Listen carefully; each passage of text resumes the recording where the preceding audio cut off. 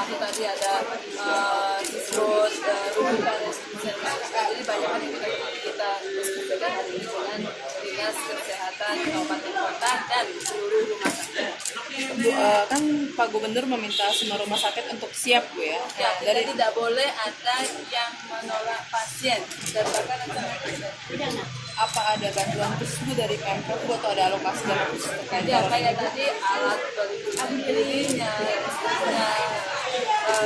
yang esensi yang penting kita bagi sesuai kemampuan kita dan juga ada yang perlu diketahui oleh penyelenggara kesehatan dan tenaga kesehatan di rumah sakit bahwa satu selain tidak boleh menolak pasien khusus COVID-19 ini juga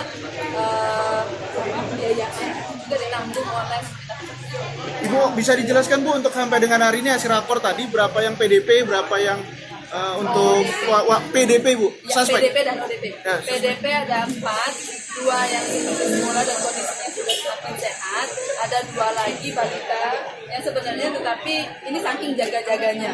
Sebenarnya dari indikasi belum masuk PDP, hanya kita nggak mau sesuatu yang buruk terjadi. Jadi sebenarnya dari indikasi tadinya maksudnya belum bisa PDP sebenarnya. Tapi jaga-jaga kita kirimkan swabnya ya. Untuk hasil swab belum keluar ya Bu untuk yang 2 itu ya? Makanya kita tunggu hasil.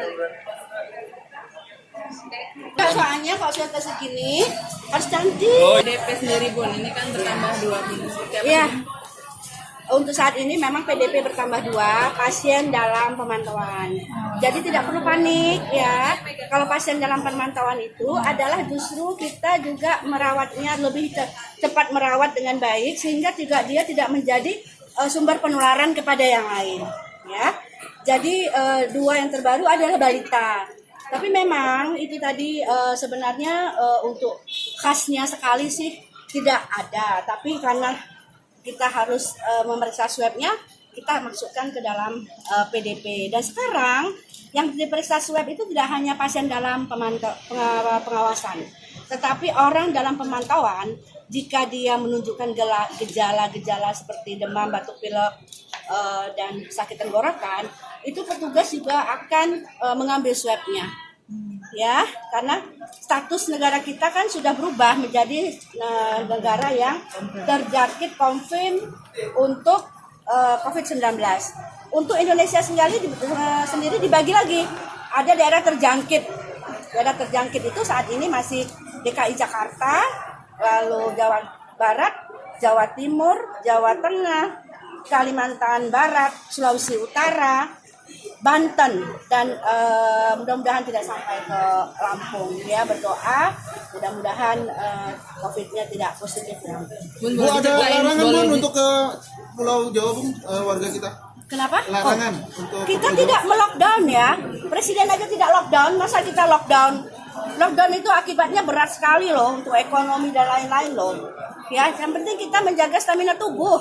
Ya, menjaga stamina tubuh. Kalau memang yang melakukan tadi self isolation, jadi kalau kita merasa baru dari daerah yang terjangkit, ya, lalu kita merasa sudah ada sedikit panas, itu juga belum perlu dirawat, atau pernah demam 14 hari yang lalu, ya, nah itu bisa kita ambil swabnya, ya. Jadi ada perubahan definisi. Kalau dulu negara kita belum merupakan negara yang confirm, ODP itu hanya orang sehat yang baru pulang dari luar negeri, daerah-daerah yang terkonfirmasi dia bawa kartu kuning itu ODP. Kok sekarang mau orang sehat, mau orang sakit dan dia harus ada sakit kalau ODP sekarang. Pernah panas 14 hari yang lalu atau sekarang panas, ada gejala batuk pilek dan lain-lain, ya. Itu kita ambil swab. Dia lapor ke petugas surveillance, itu gerak cepat pemerintah untuk lebih cepat mendeteksi apakah dia positif atau tidak. Tidak harus dirawat. Sekarang dia di rumah pun kalau dia merasa secara volunteer loh, ini harus juga dia melaporkan bahwa dia ada nggak enak badan atau petugas kita akan mengambil swab tenggorokannya. Untuk 2 yang PDP. 2 orang itu, Nah, boleh ceritain Oh, itu yang mana nih? Yang penambahan 2 orang. Pertama. Yang pertama apa Umur yang berapa, Bu? Yang penambahan 2 penambahan, bayi. yang penambahan itu balita 2,5 tahun sama 1 tahun ya. Saya juga salah kemarin, rupanya dua-duanya masih dirawat di rumah sakit B.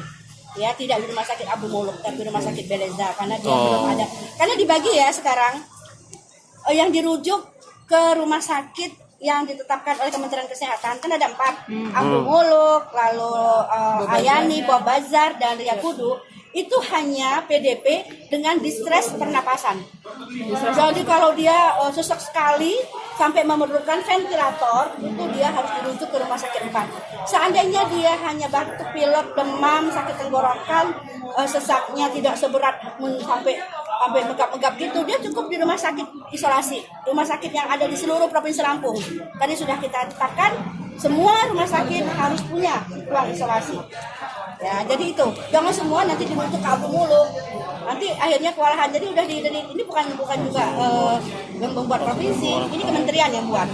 Jadi kalau dia gejala PDP-nya tidak ada distres pernapasan, maksudnya distres itu penekanan pernapasan sampai dia megap-megap yang perlu ventilator, dia cukup dirawat di rumah sakit-sakit yang ada di seluruh Provinsi Lampung, rumah sakit daerah, rumah sakit swasta. Tadi udah sepakat, semua kan kami undang rumah sakit ini ya. Nah jadi kalau dia udah lihat udah megap-megap, kalau yang pertama memang dia ada kontak. Umur berapa nih? Yang 64 tahun, ini yang baru apa yang lama? Yang baru. tambahan. Yang baru. Oh yang baru makanya saya sampaikan tadi tidak khas ya.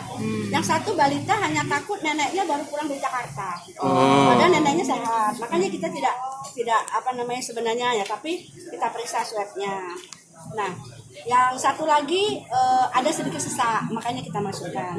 Kalau yang pertama tidak ada sesak, jadi cuma dia ketakutan aja karena neneknya baru pulang dari Soal kelangkaan APD dana ke Pak Gubernur ya, karena kami provinsi ini ada 2 SPM, 2 standar pelayanan minimal kami yang harus kami laksanakan tatkala terjadi kejadian luar biasa bencana alam dan tatkala terjadi outbreak penyakit. Ini kan udah pandemi. Nah, itu dana kami memang waktu itu kita des dengan Bapeda, itu dana tidak bisa dimasukkan di anggaran kita, tapi kita simpan di Bapeda. Sekarang karena situasi begini kami minta tolong dikeluarkan karena ini situasinya ada pandemi. Jadi kami mengajukan untuk APD untuk semua rumah sakit kabupaten kota juga, pemerintah dan swasta, kita ajukan APD-nya. Saya lupa berapa jumlahnya per rumah sakit. Setelah itu juga kita mengajukan pelatihan untuk yang saya sampaikan tadi. Kita akan mengundang seluruh rumah sakit, ada 78 rumah sakit. Satu rumah sakit itu mungkin 4 orang, termasuk petugas labnya, semuanya untuk dilatih secara benar. Dari yang orang petugas rumah sakit pemulung yang sudah mendapat pelatihan dari kementerian. Jadi nggak ada keraguan lagi dari ya mungkin Pak Gubernur kan pasti, apalagi udah ada anjuran Mendagri untuk realokasi APBD lebih untuk mengutamakan untuk kesehatan.